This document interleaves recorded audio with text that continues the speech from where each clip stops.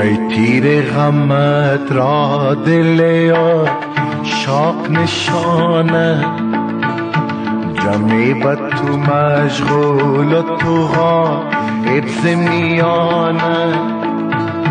غم و تکف دیرم و گر ساکن مسجد، غم و تکف دیرم و گر ساکن مسجد. یعنی که تو را می طلبم خانه به خانه، یعنی که تو را می طلبم خانه به خانه.